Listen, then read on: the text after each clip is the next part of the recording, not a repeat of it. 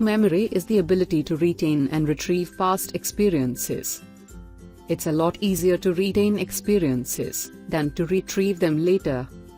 The brain is always making its own associative connections by linking two or more things together. That's why old songs you hear immediately remind you of some past experiences that occurred while those songs were popular. Or why passing a certain landmark reminds you of what happened to you there. Or even what you were thinking or discussing the last time you passed that landmark. Take advantage of this by associating what you want to put into long-term memory with something that is already there.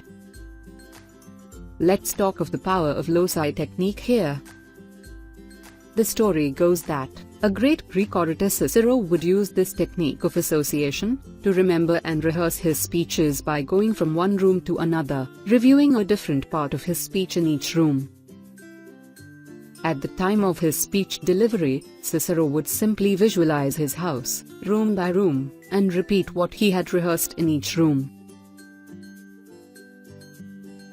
Aristotle too used the same method, and he is credited with 4 laws of association when he examined the processes of remembrance and recall. The 4 laws are law of similarity, law of contrast, law of contiguity, and law of frequency. Let's look at each of these laws. 1. The law of similarity. If two things are similar, the thinking of one will tend to trigger the thought of the other. If you think of a married friend, for instance, it is hard not to think of the spouse. If you recollect a Mediterranean cruise you took many years ago, you may find yourself thinking about other cruises you took as well. 2. The law of contrast. Seeing or recalling something may also trigger the recollection of something completely opposite. If you think of the tallest person you know, you may suddenly recall the shortest one as well. If you are thinking about an exam you did extremely well in, you may be reminded of one that you failed miserably. 3. The law of contiguity. Things or events that occur close to each other in space or time tend to get linked together in the mind. If you think of a cup, you may think of a saucer. If you hear a song, you may recall events that happened when that song was popular. When you see again the house that you were born and raised in, you are flooded with memories of things that happened at that time, and so on. 4.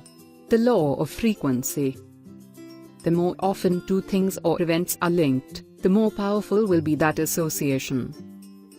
If you have a cinnamon bun with your coffee every day, and have done so for the last 20 years, the association will be strong indeed, and you will probably automatically order a cinnamon bun, or think of one, every time you have a coffee.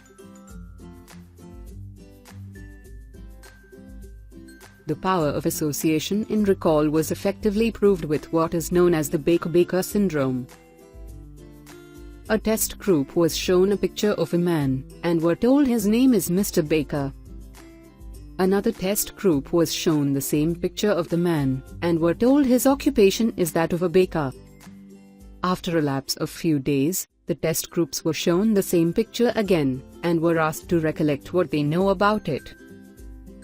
The first test group who were given the name were not very successful in this recollection, but the second group was much more successful. This can probably be because of the subconscious association of the occupation baker with the smell of freshly baked bread or a baker's hat.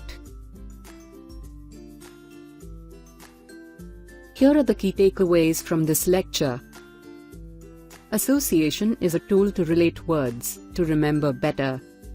Power of loci is associating what we want to remember with certain locations.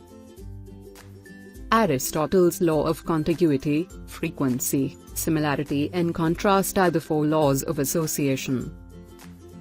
Baker-Baker syndrome highlights the brain's tendency to associate words with pictures, which aid in recollection.